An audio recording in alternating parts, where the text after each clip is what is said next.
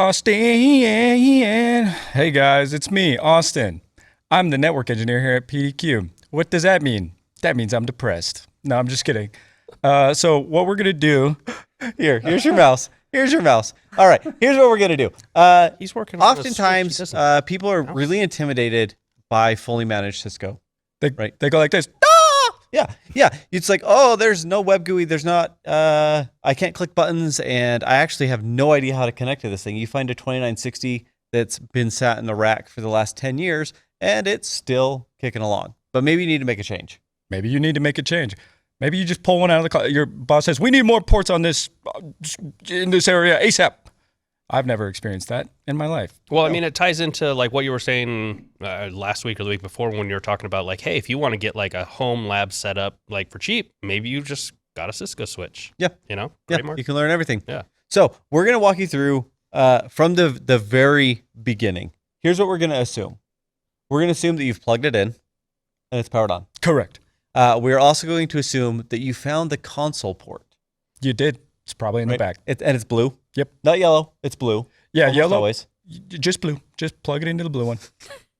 And we're going to assume that you've got the console port plugged into serial on your computer. Exactly. All So right. we're assuming that you have a USB to serial adapter powered on, plugged into the console port. Yep. And we're going to take you from that point forward. So We're going to take you on A a lot of journey. assumptions here. it's a few, but I think we can handle it. So we got to figure out, first thing is, what COM port? That's right. So the way a lot of these applications work is that you have to find which COM port that your computer has associated to that USB to serial adapter, right?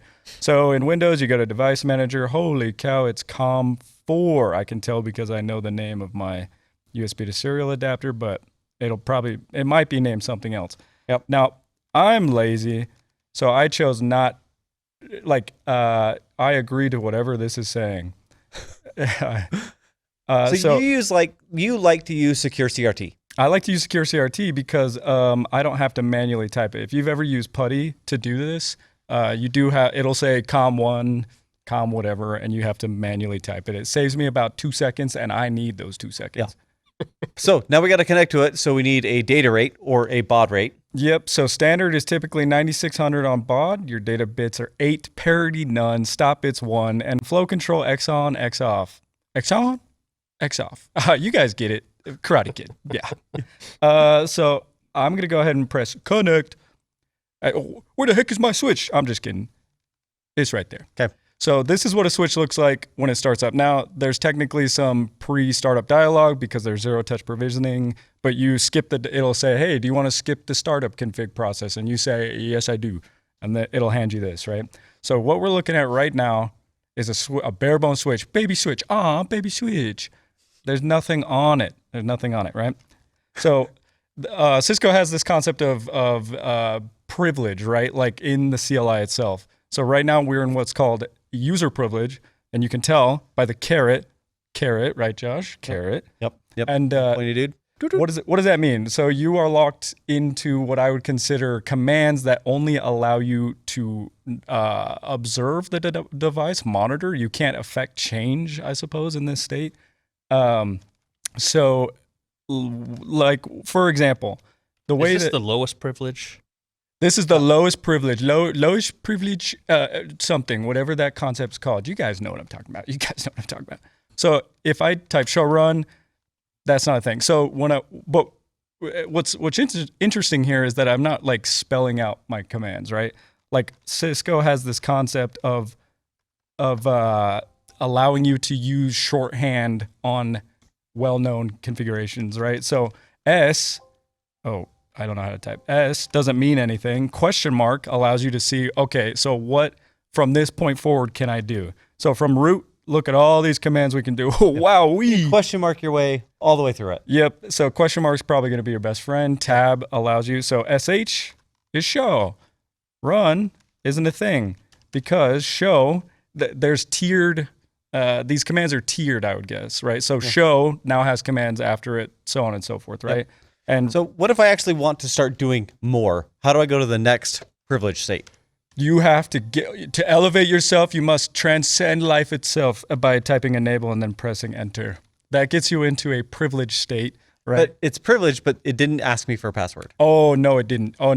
So if you want to do that, now we'll get into that in just a moment. But enable here is a more privileged state, which allows us to view now, like I guess you could consider it sensitive information and run commands that could cause interruptions on the device, if that makes sense. You're in a more privileged state, but you're not affecting configuration change, right? Okay. So I can do like a software update, or I can view things. Correct, right. So you could look at the running config. Oh, look, there's so many.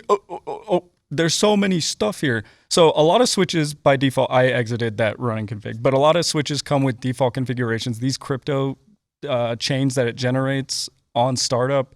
You've got switch or interfaces. Sometimes VLANs from pre-existing configurations, because VLANs aren't wiped on whenever you wipe the configuration of a switch, right?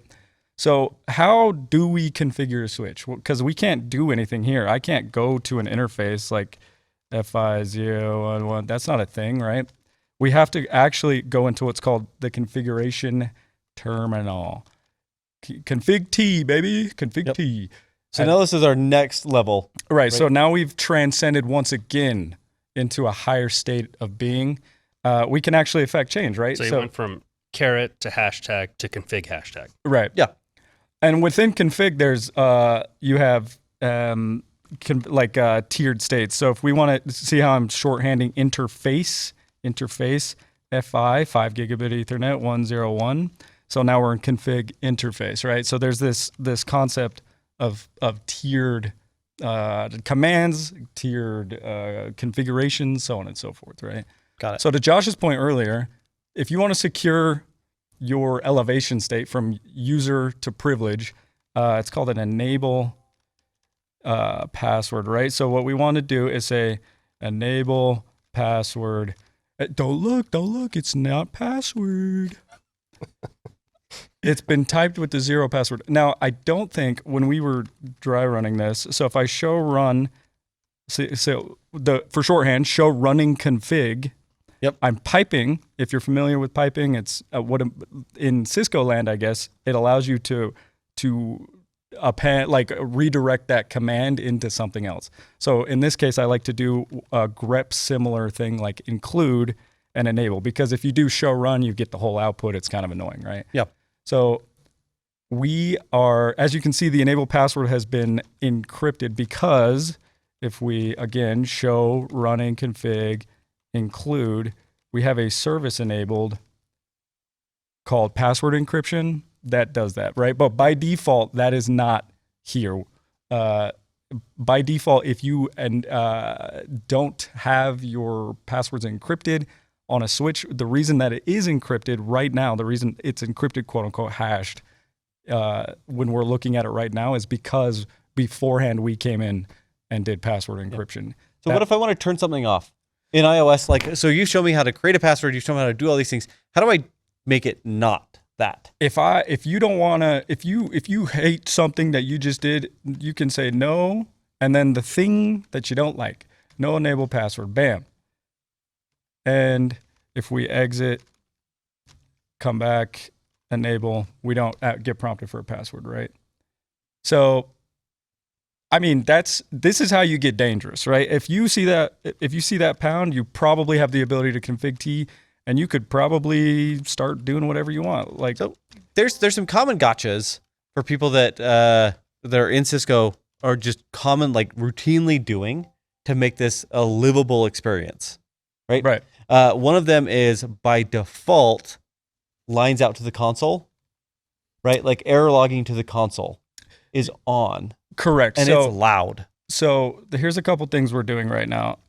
So unfortunately, by default, Cisco, if we didn't run this command, so the way that Cisco works is there are default commands. So if you say show running config all, here's everything default and not default that is configured on this device. It is a long list of stuff, but one of the big ones is that logging is allowed at the console. And what's super annoying is when you're here working on something and the switch, like maybe you have interfaces coming up and down. Every time I exit configuration mode, it logs something. It can be super, super annoying to deal with that. So what I like to do, and to give an example here, we'll just turn it back on. Logging console. So we can be a little uncomfortable, right? So this is pretty annoying, right? Like eventually you're like, I don't know. To me, it kind of drives me crazy. It's very common for people to go into configuration mode and immediately just say no logging console.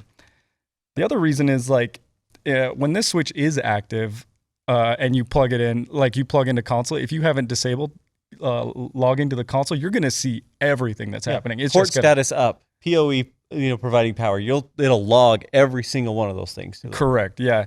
And if you like log into the console, so let's say, let's re-enable it once more. So the way it works is you enable things by stating them, logging console. You disable them by saying no logging console, right? Yep. Pretty simple. So if we re-enable logging console, another interesting thing that we've done, and just to make things a little easy to see, is within, actually, we're going to do section. So piping, if you have a Cisco switch, try using these piping commands to output things that you would prefer to see. I don't want to see the whole running config. Yeah. It makes life a lot easier if you understand the concept of that pipe. That way you can try to find what we're looking for. So what we're looking for is line con, right? Because I just want to see what section does is take anything underneath what you've stated, I guess. So in this example, anything that matches line con, we're going to take that line and any deeper configurations, like any nested configurations, and output that for you. Or any nested information. In this case, it's configurations, but you can run any show command against pipe, right? Yep.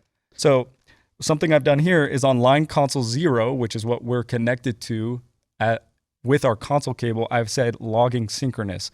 So what happens if I turn that off? Line con, I can't type. I'm under pressure. No logging, right? No logging synchronous because we want to disable something. If we exit, now we get inline console. So now see how I'm typing here at the end? That's super annoying. Oh my goodness. Yeah. So if you want logging to the console, at least go to line console 0. I'm pretty sure, I can guarantee there's only one. It's just line console 0. And you can, you type logging synchronous, hit enter, line con 0. And like we're stating, logging synchronous, logging to the console, those are, logging synchronous is not default. So it will do inline logging like that.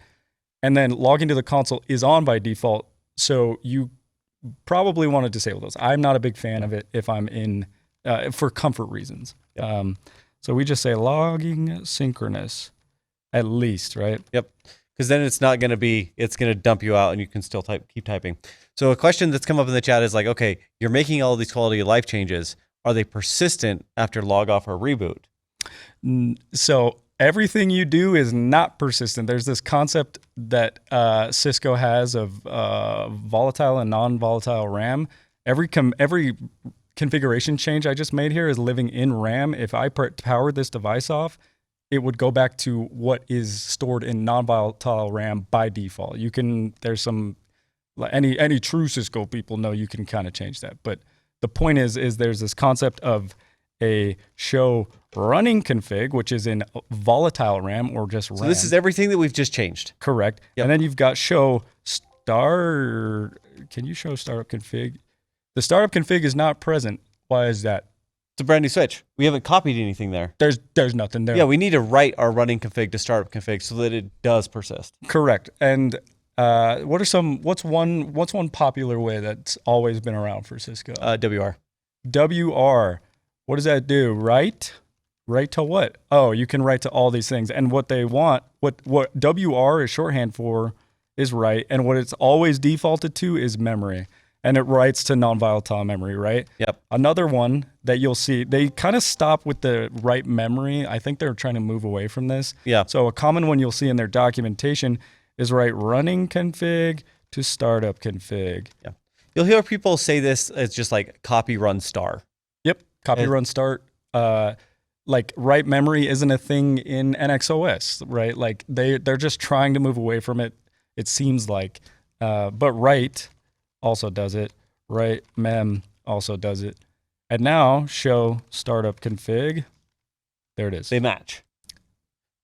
Okay, I think there's one thing left that is going to be default on every Cisco device when you type something that is not a command. Oh yeah. So super annoying, super quick, super annoying thing, right? IP domain, I have to reset this to what it would be default. By default, Cisco switches, when you type something you didn't mean to, it attempts to do a domain lookup. It's trying to connect to whatever you just typed. Yeah, so it's trying to connect to sad, fast. I'm slapping enter right now. Every fat finger, you're sitting here waiting for like a lookup, a connection, and it's really frustrating. So between this and logging to console, like if you mess something up, you just might as well go get a cup of coffee. Yeah. Exactly. So those three things: deal with console logging if you want to do it synchronously, or just disable it. Yep. And then please just help yourself. No IP domain lookup. Bam. And now when I and Shelby, no, Control C does not stop it. You Control Shift 6X might still work. It's been you'll have to. It's this stupid. You got enough fingers. You got enough fingers. Oh yeah, it's really annoying. But how drastically different is this from like other manufacturers? Like Cisco pretty much wrote the book. Juniper does it a little differently, but they all follow this command hierarchy structure. The where they get different sometimes is where like how writing configurations work. Like the second I put in a configuration, it applies. Whereas Juniper, Palo, you have to commit it. Like let's say it's the opposite. Right. You have your like it's looking at startup and only running off that concept for lack of a better like flow structure here. It was like if it only works off startup and you had to move running to startup in order for your configurations to work, like to start happening. And arguably they're all the same. Like when you're clicking around the GUI, you're just building this. In any network vendor, you're just building this. Yeah. Yep. So it's you can usually be a whole lot faster if you're comfortable in the CLI. And now you can dangerously affect change on your network. So have fun. Yeah, now you don't have to pick it in there and break stuff. Be safe. Just remember, it's the blue one. It's the blue one. Yeah. Yep. And then get to the pound sign. Yeah. And config T and just go nuts. Go crazy. You know what? Type reload while you're there and press enter. Do it. You should do that right now. All right. Thanks for joining us today, everybody. Thanks for watching this segment from PDQ Live. If you like this, you'll love the full show. Check it out every Thursday at 10 a.m. Mountain. Oh, and like and subscribe, please.